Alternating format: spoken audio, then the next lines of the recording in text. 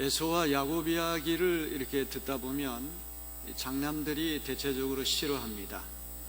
하나님은 장남보다 차남을 더 사랑하시는가 보다 이렇게 생각할 수 있습니다. 에서와 야곱 이야기는 어떤 생물학적 차원에서 나온 이야기가 아닙니다.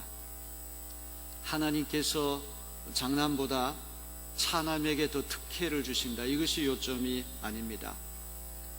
장남으로 태어난 사람도 야곱처럼 될 수 있고, 또 차남으로 태어난 사람도 에서처럼 될 수 있다. 누구나 다 야곱이 될 수 있고 누구나 다 에서가 될 수 있다.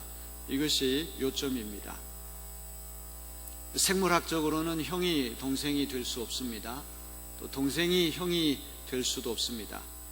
하지만 영적으로는 동생이 장자권을 차지할 수도 있고 장남이 장자권을 상실할 수도 있습니다. 예수님 말씀하시기를 첫째가 꼴찌 되고 꼴찌가 첫째 된다, 나중된 자가 먼저 되고 먼저 된 자가 나중된다, 이런 성경 말씀 그대로입니다. 그렇다면 맏아들로 태어나 장자의 모든 권리와 복을 누릴 수 있었던 에서는 왜 이 고귀한 권리와 복을 잃어버렸을까요? 둘째로 태어나 장자권과 장자복을 누릴 수 없었던 야곱은 어찌해서 이 권리와 복을 누릴 수 있게 된 것일까요? 한마디로 가치관의 차이 때문에 그렇습니다. 우리가 인생을 살아갈 때 어디에다가 가치를 두느냐, 그것은 대단히 중요한 것입니다. 에서는 본능을 충족시키는 것을 우선했습니다. 배가 고파 죽을 지경이 됐는데 장자의 명분, 장자의 권리, 그따위가 뭐 그리 중요한가? 그는 안중에도 없었던 것입니다. 이런 본능 위주의 가치관을 지닌 예수의 모습은 아내를 맞는 대사에서도 그대로 드러납니다. 야곱은 자신이 사랑한 여인 라헬을 아내로 얻기 위해서 14년 동안을 무보수로 뼈골이 휘어지게 일하지 않았습니까? 그런데 예수는 아내를 맞아들이는 일에 굉장히 즉흥적입니다. 충동적입니다. 앞뒤 죄지 않고 한꺼번에 헷 족속의 딸을 2명이나 아내로 얻어서 부모의 근심을 사게 만듭니다. 그것도 모자라 아버지의 축복 기도를 동생에게 빼앗긴 다음에 홧김으로 이스마엘의 딸을 또 아내로 맞아들입니다. 성경이 보여주는 예수의 모습은 유욕을 채우기에 급급해 하는 사람입니다. 시계, 속도보다 나침반, 방향이 훨씬 더 중요합니다. 빨리빨리 하는 것도 중요하지만 방향을 잘 잡는 것이 훨씬 더 중요하죠. 시계보다 나침반이 더 중요하다는 사실을 에서는 깨닫지 못한 사람입니다. 항상 즉흥적이고 충동적이고 순간에 유욕을 채우기에 급급해 하다 보니까 당장 급한 것부터 먼저 하려고 합니다. 야곱은 야비한 수법을 써서 아버지도 속이고 형도 속이고 외삼촌도 속이고 가는 곳마다 사기를 치는 사람이지만 무엇이 더 기묘하고 무엇이 더 중요하고 지금 당장보다 나중에 누릴 영적인 권리와 영적인 축복이 훨씬 더 중요하다는 사실을 깨달은 사람입니다. 이런 가치관의 차이 때문에 장남이 장자권을 잃어버리고 차남이 장자권을 차지하는 이러한 사태가 일어나게 된 것입니다. 에서는 팥죽 한 그릇에 장자의 명분을 동생에게, 또 어머니와 아들, 동생이 이렇게 공모하는 바람에 아버지의 마지막 축복 기도까지도 야곱에게 빼앗겼습니다. 살기 등등해서 이 동생을 기어코 죽이고야 말겠다, 살심, 마음이 죽이고자 하는 마음이 그 속에 불일 듯 일어나게 됐습니다. 어머니 리브가는 집안에 형제 살인이 일어날 것 같으니까 자기가 사랑하는 야곱을 친정집으로 피신을 시키게 됩니다. 형의 분노가 수그러질 때까지 기약을 알 수가 없지만 친정집에 가서 잠시 피신해 있거라, 이렇게 해서 야곱이 정든 고향 가정을 떠나서 천리 먼 길 외삼촌 집으로 이제 망명을 떠나가게 됩니다. 부엘세바에서부터 하란까지는 850km나 되는 먼 거리입니다. 도보로 여행을 하게 되면 한 달 정도 걸리는 굉장히 먼 거리죠. 여러분, 사람이 뭔가 괴로운 일이 있고 답답한 일이 있어서 가정을 떠나고 고향을 떠나가지고 야반 도주를 한다고 하는 것은 굉장히 불안정한 일이죠. 언제 길을 가다가 언제 어디에서 강도와 도둑을 만날지도 모르고, 무엇보다도 장자권을 얻었고 축복 기도를 받았다고는 하지만 그것이 지금 당장 아무것도 일어나는 게 아니에요. 형의 장자 명분을 이렇게 빼앗았다고 그래가지고 하루아침에 뭔가 달라진 것도 없습니다. 아버지의 엄청난 축복 기도를 받았다고 그래서 지금 당장 뭔가 일어나는 일은 아니에요. 우리 외삼촌은 어떻게 생겼을까? 그 외갓집 식구들은 어떨까? 그 낯선 타관 객지에 가서 어떤 일을 겪을까? 미래를 생각하면 모든 것이 암담하고 불확실한 그런 처지에 있습니다.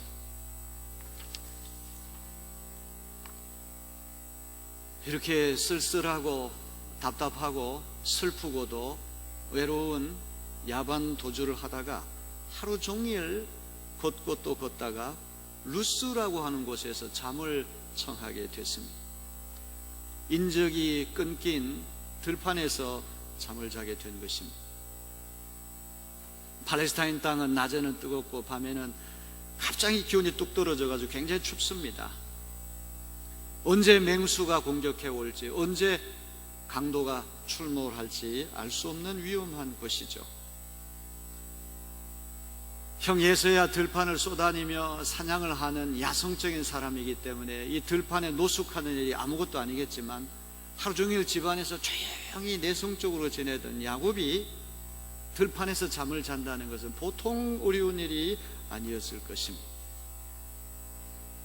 어머니가 갑자기 보고 싶기도 하고, 아버지를 속이고 형을 속였다고 하는 죄책감이 또 마음속에 이게 들었을 것이고, 야, 내가 가는 곳에서 어떤 일이, 지금 수중에 나는 아무것도 없는데 내가 거기 가서 어떻게 살아남을까? 막연한 두려움이 밀려오는 고독한 밤에 하늘을 천장 삼고 들판을 침대 삼고 아무렇게나 굴러다니는 돌을 베개 삼아서 잠을 청하게 됩니다. 돌베개, 굉장히 중요한 메타포입니다. 돌베개. 아무렇게나 굴러다니는 이 돌베개가 나중에 고추 써서 올리브 기름을 거기에다가 이제 부어서 거룩한 장소로 성별하는 이야기가 나옵니다. 근데 아무도 겉들도 보지 않았던 그 돌베개, 돌 하나가 돌 기둥이 우뚝 솟아가지고 베델이라고 하는 이름을 갖게 되거든요. 아마도 이 돌은 베개로도 삼았을 것이고, 맹수가 갑자기 다가오면 그 공격하기 위한 최소한의 방어용 무기도 됐을 것입니다. 사람이 깊이 잠에 빠져든다는 것은 무기력한 상태죠. 인간이 행동하는 상태가 아니라 깊은 무의식 속에 빠져드는 그러한 세계입니다. 하나님은 이렇게 아무것도 할 수 없는 무기력한 무방비 상태에 있는 야곱에게 놀라운 계시를 허락하십니다. 야곱이 먼저 하나님을 찾은 것이 아니라 하나님께서 야곱을 먼저 찾아오신 것입니다. 가장 쓸쓸할 때, 가장 외로울 때, 가장 답답할 때, 가장 불안정할 때, 가장 미래가 암담하고 두려울 때 하나님께서 꿈을 통하여 그에게 먼저 찾아오시는 것입니다. 내가 먼저 하나님을 찾는 것이 아니라 하나님께서 먼저 우리를 찾아오신다는 사실을 믿으시기를 바랍니다. 야곱은 깊이 잠들어서 어떤 일도 할 수 없을 때 하나님께서 꿈을 통하여 놀라운 비전을 허락하십니다. 놀라운 계시를 그에게 주시는 것입니다. 야곱은 그동안 하나님이 주시는 복을 간절히 사모해서 팥죽 한 그릇에 형도 속여 먹고, 또 어머니와 공모해서 늙으신 눈 어두워 보지 못하는 아버지도 속여 먹고, 또 한 번 형을 속여 먹은 사람입니다. 복에 대한 관심 많았지만 복을 주시는 하나님에 대해서는 관심이 없었어요. 크리스마스 때가 돼서 아이들이 아빠가 가져올 선물을 눈이 빠지라고 기다립니다. 드디어 아빠가 퇴근해서 아주 멋진 선물을 들고 왔어요. 근데 아이들이 아빠의 얼굴을 먼저 쳐다보는 게 아니라 아빠 손에 들린 선물만 딱 쳐다보고 낚아채듯이 선물을 빼앗아 가고는, 아버지는 그것들도 보지 않는다면 아버지 마음이 얼마나 속상하겠습니까? 하나님이 주시는 복도 중요하지만 복을 주시는 하나님이 더 중요함을 믿으시길 바랍니다. 우리가 야곱에게서 배워야 할 것은, 어떻게 이 야곱이 이스라엘이 되었느냐, 육의 사람이 어떻게 영의 사람이 되었느냐, 어떻게 세상의 사람이 하늘의 사람이 되었느냐. 사람이 일생 동안 살면서 육만 가지고 살 수는 없잖아요. 세상 사람으로만 살 수는 없잖아요. 우리의 시민권은 천국에 있기 때문에 하늘 시민답게 살아가야 하지 않겠습니까? 내가 모태신앙이고 20년, 30년, 40년, 50년, 60년, 70년 예수를 믿었다고는 하지만 여전히 야곱과 같은 사람들이 우리 주변에 얼마나 많이 있겠습니까? 하나님이 주시는 복만, 하나님에 대한 관심 없는 걸 우리가 기복주의라고 얘기를 하죠. 샤머니즘, 무속신앙이라고 하는 것은 인격신을 믿지 않고 그저 우상에 대해서 회유하고 생각을 해서 자기가 바라는 복을 얻어내기만 하면 그 복주는 그 우상에 대해서는 전혀 관심이 없어요. 어떤 거래가 딱 끝나면 잊어버리는 거죠. 그럼 우리가 믿는 하나님은 그런 하나님이 아니라 우주 만물을 창조하시고 인간의 생사화복을 주관하시는 살아계신 인격적인 하나님이신 것을 믿으시기를 바랍니다. 하나님이 우리의 관심이 되고 사랑의 대상이 돼야지, 하나님이 주시는 복, 그것에만 우리가 목을 맨다면 그는 기복주의, 샤머니즘, 무속신앙과 조금도 다를 바가 없을 것입니다. 야곱은 7차례 하나님을 만나게 됩니다. 창세기에 보면 7번씩이나 야곱이 하나님을 만나고 그가 점점 믿음의 눈이, 영의 눈이 떠지는 과정을 성경 그리고 있어요. 그 7차례 하나님 만나는 과정의 첫 번째가 바로 이 베델 체험인 것이죠. 하나님이 주시는 복에만 눈독을 들이고 복을 주시는 하나님에는 관심이 없었던 이 야곱, 너 왜 그렇게 하느냐? 얼마든지 하나님께서 책망하시고 그를 꾸짖을 수가 있을 터인데, 하나님은 이상하게도 야곱을 위로하시고 격려하시고 상상할 수 없는 놀라운 약속을 허락하여 주십니다. 꿈을 꾸는데 땅에서부터 하늘에까지 사닥다리가 이렇게 놓여 있었다고 성경 말씀해요. 사닥다리라고 하는 것은 동시에 오르락 내리락 못 하잖아요. 그냥 내려오든지 올라가든지 그것밖에는 못해요. 그래서 요즘에는 사닥다리라고 번역을 안 하고 스테어웨이, 층계, 계단, 훨씬 더 정확한 번역이에요. 왜냐하면 천사들이 동시에 오르락 내리락 했다고 되어 있거든요. 사닥다리는 그냥 한꺼번에 올라가고 한꺼번에 내려올 수밖에. 층계, 여러분, 땅에서부터 하늘 끝까지 이 층계가 맞닿아 있는데 천사들이 오르락 내리락 한다는 말이에요.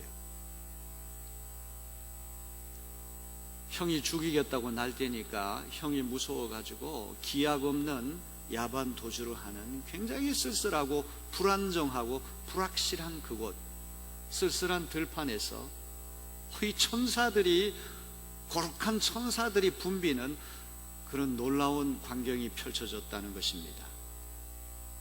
천사들이 땅에서부터 하늘로 맞닿은 층계를 오르락 내리락 한다는 것은 하늘과 땅이 만난다는 것이고 하나님과 인간이 만난다는 뜻이 아니겠습니까?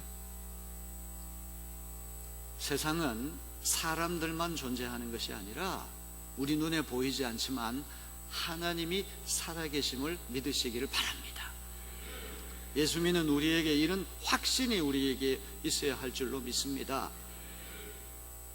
우리 눈에 보이지 않지만 하나님의 섬세한 섭리가 있고 계획이 있고 임재하심이 있음을 믿으시기를 바랍니다. 야곱이 복에만 눈이 어두워가지고 아버지 속이고 형 속이고 가차없이 그냥 속여서 움켜잡는 인생을 살다가 이제 첫 번째로 하나님을 만나게 되는 거예요. 야곱 혼자 무거운 인생짐을 지고 걷는 것이 아니라 하나님께서 야곱과 함께 하신다는 것입니다. 얼마나 큰 위로가 되는지 몰라요. 우리가 답답하고 괴로운 일이 있을 때 친구한테 털어놓기만 해도 마음이 위로가 되고 뭔가 힘이 나지 않습니까?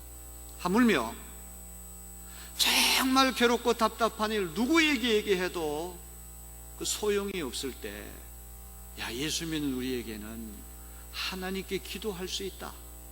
엄청난 특권이고 엄청난 영광이요 축복임을 믿으시기를 바랍니다. 진지하게, 진실하게, 절박하게, 끈질기게 하나님 앞에 기도하면 하나님이 들으시고 하나님이 간섭하시고 하나님이 역사해 주심을 믿으시기를 바랍니다. 성경을 자세하게 읽어보세요. 천사들이 땅에서부터 하늘로 맞닿은 층계를 오르락내리락 하는데 먼저 ascending, 먼저 땅에서부터 하늘로 올라갔다가 하늘에서부터 땅으로 내려온다는 거예요. 지금 땅에 있는 들판에서 잠자는 야곱이 굉장히 쓸쓸하고 굉장히 고독하고 굉장히 불확실한 사람이에요. 불안정한 사람이에요.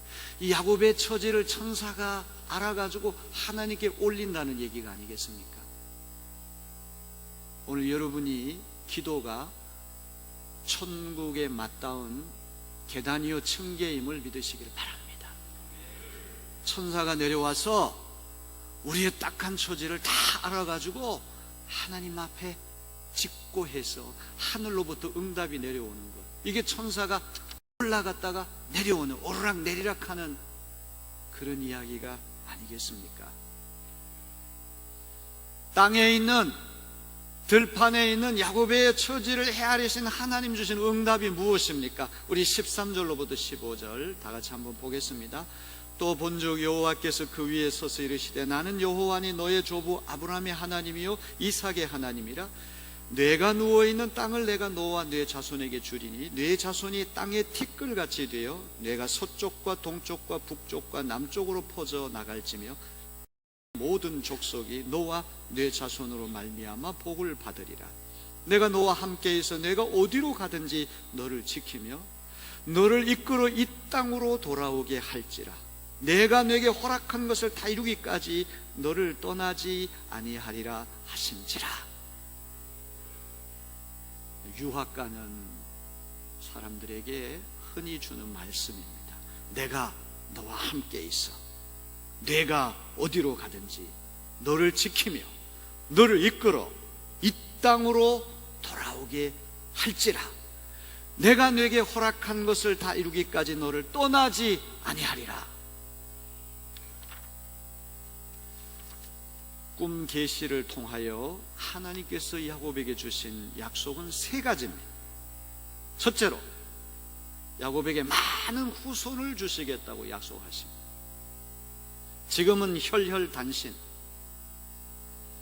부모님 계시는 가정을 떠나고 고향 땅을 떠나가지고 야반도주, 형이 언제 어떻게 추격해 올지 모르는 그런 불안감 속에서 막연한 미래가 어떻게 될지 알지 못하는 그 불안감 속에 있는 이 고독한 야곱에게 하나님께서 하늘의 별같이 바다의 모래알같이 많은 후손을 주시겠다고 약속하십니다. 두 번째로 이 땅 위의 모든 백성이 야곱과 야곱의 후손 덕택에 복을 받게 될 것이다. 아멘. 저는 여러분도 이런 복을 받게 되기를 주님의 이름으로 기원합니다. 여러분과 여러분 후손 때문에 다른 사람들이 복을 받는다면 그 얼마나 영광스러운 일입니까? 여러분 덕택에, 여러분 가문 덕택에 이웃이 복을 받는다면 그 얼마나 영광스러운 일입니까? 축복의 통로가 되어야죠. 아멘. 셋째는 어떤 약속입니까? 하나님께서 야곱과 함께 계셔서 지켜주시고 반드시 고향으로 돌아오게 해주실 것이다. 수구초심이라는 말이 있어요. 수구초심. 여우도 죽게 될 때는 머리를 고향 땅으로 두고 이게 죽는다고 하는 유명한 말이에요. 외국에 가서 40년, 50년, 60년을 살고 그 나라 문화, 그 나라 언어를 다 배운 사람이 맨 마지막에 하는 말은 자기 나라 모국어로 하고 죽는다는 거죠. 아무리 영어권에 가가지고 완전히 100% 완전히 네이티브 스피커처럼 돼도 초등학교 때 배웠던 그 한국말 하면 딱 알아듣는다는 거예요. 고향, 가정, 이건 우리의 삶의 모태가 되는 것입니다. 너는 일생 동안 타강객지에서 타양살이 하는 것이 아니라 반드시 하나님이 지켜주셔서 고향으로 돌아오게 해주실 것이다. 아무것도 손에 쥐지 못한 야곱에게 너무나 큰 위로, 너무나 소망이 되는 말씀이 아닙니까? 야곱은 지금 제 몸 하나 간수하기 어려운 딱한 처지에 있습니다. 형의 복수를 피해 정처 없이 망명을 떠나는 처지에 미래는 기약할 수 없는 두려움으로 가득 차 있습니다. 그런데 임마누엘, 우리와 함께 계시는 하나님께서 야곱을 떠나지 않고 언제 어디에서나 지켜주셔서 반드시 너로 하여금 고향 땅으로 돌아오게 해주실 것이다. 오늘 이런 하나님의 약속의 말씀을 여러분도 들을 수 있게 되기를 주님의 이름으로. 잠을 자다가 엄청난 꿈을 꾸고는 한밤중에 잠을 탁 깼으니 보니까 꿈이에요. 야곱이 놀라운 고백을 먼저 합니다. 우리 16절 17절 중요한 말씀이죠. 야곱이 잠이 깨어 이르되 여호와께서 과연 여기 계시거늘 내가 알지 못하였도다. 이에 두려워하여 이르되 두렵도다. 이곳이여 이것은 다름 아닌 하나님의 집이요 이는 하늘의 문이로다 하고. 신앙생활의 첫걸음은 두려움을 느끼는 거죠. 그 두려움은 공포심에서 오는 것이 아니라 복된 거룩한 두려움이에요. 제가 새벽기도 끝나고 이게 재단에 와서 기도를 하는데 아무도 없는 캄캄한 어두운 밤입니다. 겨울철이 돼서 그런지 의자에서 픽하고 틱틱하고 소리가 나요. 그러면 머리가 쭈빗쭈빗 서요. 얼마나 무서운지 몰라요. 옛날 이 교회에서 어떤 일이 있었는 걸 상상해보면 더 무서움이 생겨요. 여러분, 이게 거룩한 두려움, 복된 두려움이죠. 하나님 앞에 나오는 우리는 온 매무새를 이렇게 하고 좀 뭔가 경건성이 있어야 됩니다. 아멘. 이게 놀러 오듯이 오는 것이 아니에요. 이 재단에 아무나 설 수 있는 게 아니에요. 기도도 아무렇게나 하는 것이 아니에요. 정말 우리가 뭔가 근본적인 신앙의 자세가 회복이 되어야 할 줄로 믿습니다. 야곱이 한밤중에 잠을 깨서 야, 하나님이 여기도 계시는데 내가 알지 못했구나. 두려워하여 말하기를 두렵도다. 이곳이요 야, 여기는 하나님의 집이요 하늘의 문이다. 인적이 끊긴 그 쓸쓸한 노숙했던 들판이 하나님의 집이고 천국에 이르는 문이라고 고백하지 않습니까? 하나님께서 여기 쫓겨가는 들판에도 계시는데 내가 미처 그것을 몰랐구나. 하나님은 거룩한 성전에만 계시는 것이 아니라 거친 들판에도 계신다는 사실을 깨달은 것이죠. 영광의 자리에만 계시는 것이 아니라 수치의 자리에도 계시는구나. 하나님은 장소를 불문하고 어디에서나 계시는 무소부재하신 하나님이라는 거죠. 참 놀라운 발견이 아닙니까? 새벽 날개를 치며 바다 끝에 거한다고 할지라도, 달나라를 정복한다고 할지라도 거기에도 여전히 하나님이 계신다는 것이 아니겠습니까?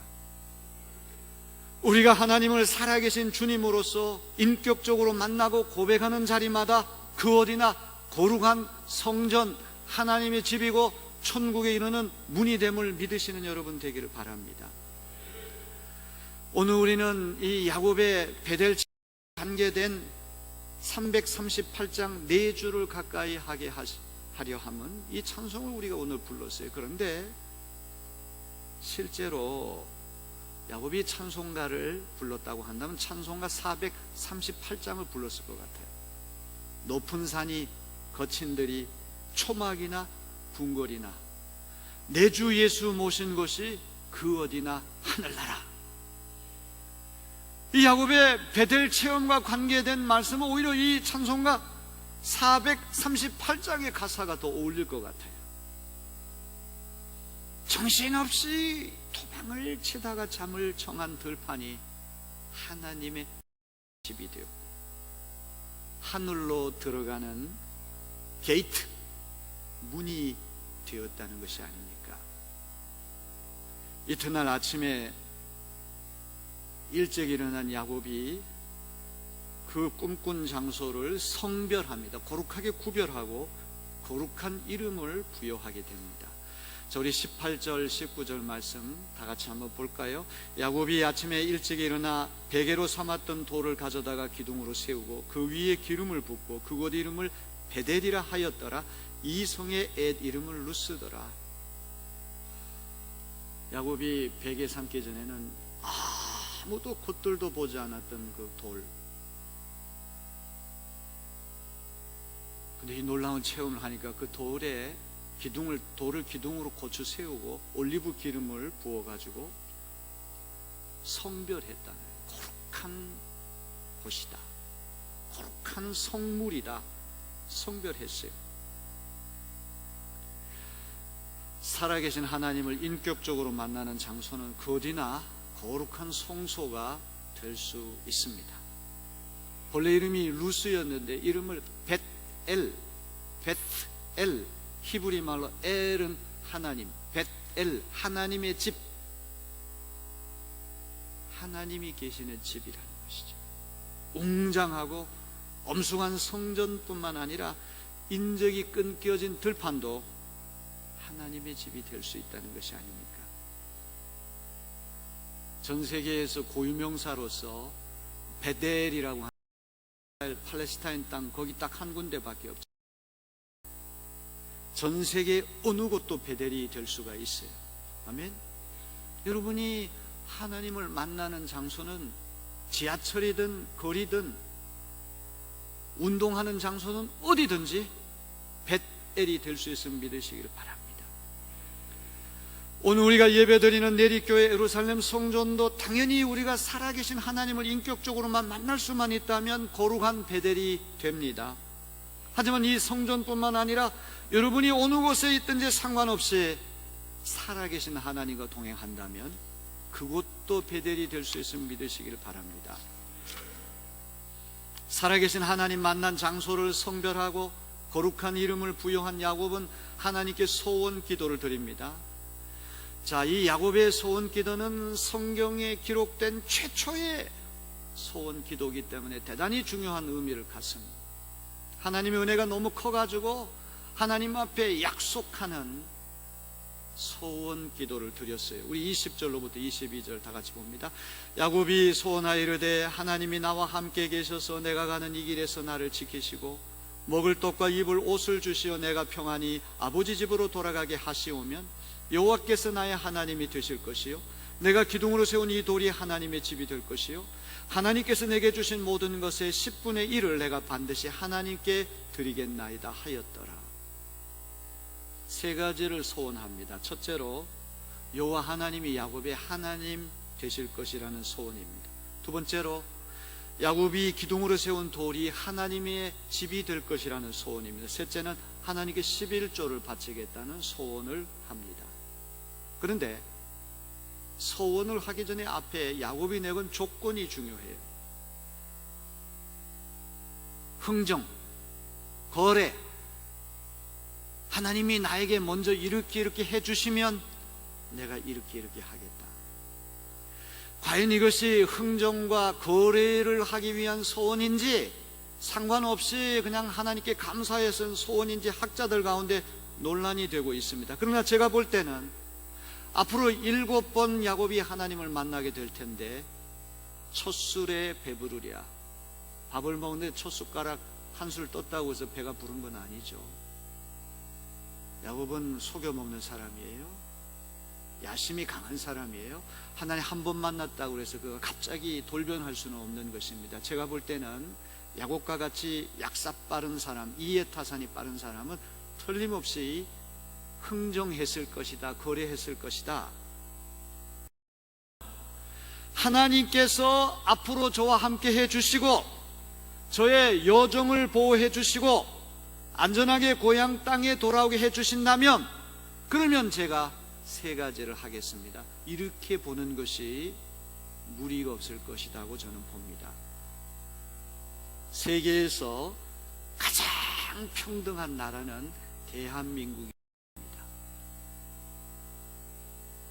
근데 앞에서 얘기하는 평은 아파트 평수를 얘기하고 뒤에서 얘기하는 등은 아이들 학교 등수를 얘기한다는 말이에요. 우리나라 사람들이 열심히 일하는 2가지 이유가 있는데 평수가 큰 아파트를 장만하고 아이들 등수를 올려서 좋은 학교에 보내기 위함이다, 이런 말이 있어요. 세상에서 이렇게 평등이 센 나라가 어디 있겠습니까? 평등을 외치는 세상은 기쁨이 없어요. 늘 막연한 두려움으로 가득한 곳이 되고만. 야곱이 집과 고향을 떠나 정처 없이 망명길을 떠날 때도 과거에 대한 죄책감, 미래에 대한 예측 못할 두려움, 그것밖에는 없습니다. 그런데 바로 그곳에서 전혀 예측하지 못한 하나님을 만나게 되는 것입니다. 하나님이 위로하심을 듣고 하나님의 소망 주심을 경험하게 되는 것입니다. 살아계신 하나님을 만난 들판이 하나님의 집이 됐습니다. 벳엘. 오늘 내리교회뿐만 아니라 여기 예루살렘 성전뿐만 아니라 여러분 정말 하나님을 만나는 그 장소가 벳엘이 될 수 있음을 믿으시고 앞으로 어느 곳에 가든지 새벽 날개를 치며 바다 끝에 구한다고 할지라도 달나라, 화성, 목성을 간다고 할지라도 여전히 거기에 살아계신 하나님과 동행한다면 그곳이 베델이 될 수 있음을 믿으시기를 바랍니다.